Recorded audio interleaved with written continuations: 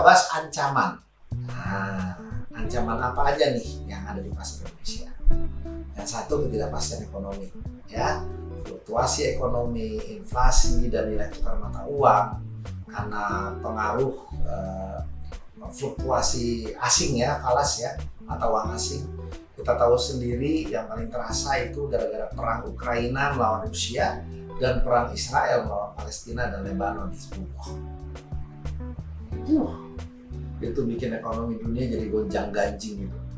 Akibatnya fluktuasi, naik turunnya itu jadi masalah. Alhamdulillah inflasi di Indonesia terjaga ya. Namun kondisi ini ya, kondisi ekonomi dunia belum stabil.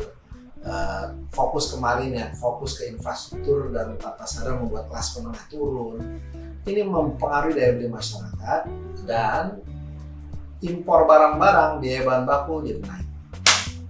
Nah, ketidakpastian ekonomi ini ancaman di Indonesia. Yang kedua, regulasi yang berubah-ubah ya. Perubahan regulasi seperti kebijakan pajak baru yang 12% yang sempat diributkan, aturan impor ya yang kadang mematikan industri tekstil, misalkan kemarin ketika tekstil dibuka lebar oleh seorang menteri perdagangan yang kemudian membuat bisnis tekstil itu mati, khususnya perusahaan Sritex itu ya yang besar, jadi utangnya berbumbung-bumbung dan pilot, harus PHK banyak orang. Ini semua mempengaruhi biaya operasi dan strategi pemasaran. Kita harapkan regulasi nggak banyak berubah lagi, regulasi memihak kepada masyarakat kecil dan menengah sehingga ekonomi kita naik lagi. Nah, menghadapi tadi ada peluang, ada ancaman, apa yang harus kita lakukan? Ya, sebagai UKM otomatis pilihlah segmen yang Anda paling kuat dan Anda bisa mensasar dengan baik dan jangan berpikir panjang-panjang. Pikirlah bagaimana dalam 1-2 tahun Anda sudah balik modal. Kalau bisa dalam waktu 1-2 bulan Anda sudah untung. Jadi ketimbang mau bikin cetak dus yang banyak, mendingan cetak sedikit aja. Walaupun harga biaya Anda jadi lebih mahal, sepanjang jualannya dapat untung, nggak apa-apa. Ketimbang barang banyak yang mati. Karena apa? Ketidakpastian ekonomi. Kita nggak bisa berpikir terlalu panjang, kita pikir pendek-pendek aja tapi survive. Ya, lalu bangun pelan-pelan. Jangan ekspansif.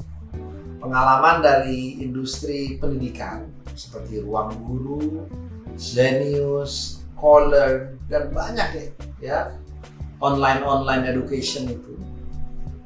Mereka berpikir ketika COVID itu besar, setelah COVID bakal besar.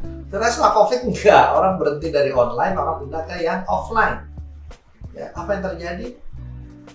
Drop. Sementara mereka telanjur sewa gedung besar, bikin usaha besar, hasilnya nggak seperti itu. Ya, jadi jangan invest besar-besar. Mulai yang kecil, mulai pelan-pelan, mulai sedikit sampai survive. Kita masih terpengaruh COVID, kita harus pelan-pelan. Mohon dicamkan ini dan jangan lupa gunakan strategi marketing dengan benar. Oke. Selanjutnya berarti apa strategi pemasaran efektif buat UKM, usaha kecil dan menengah? Ya, yang pertama adalah Anda harus tentukan target pasar, Anda buat anggaran, manfaatkan media sosial. Ya, nah lanjutannya bisa Anda mulai dengan buat sampel produk gitu ya, lakukan referral marketing, adaptasi dengan cepat kalau ada perubahan. Anda harus bisa membuat website, toko online di e-commerce dan marketplace. Anda harus bisa kerjasama dengan influencer dan berikan potongan harga di masa-masa sepi atau di jam-jam sepi. Ya, itu salah satu ide yang bisa dipakai. Ya, oke. Kesimpulan akhir apa teman-teman? Kesimpulan akhir, ya, pemasaran adalah elemen terpenting dalam bisnis yang mencakup beragam komponen mulai dari segmentasi, targeting, positioning hingga marketing mix atau bauran pemasaran yang 7P. Proses pemasaran meliputi perencanaan dan evaluasi strategi yang berbasis pelanggan.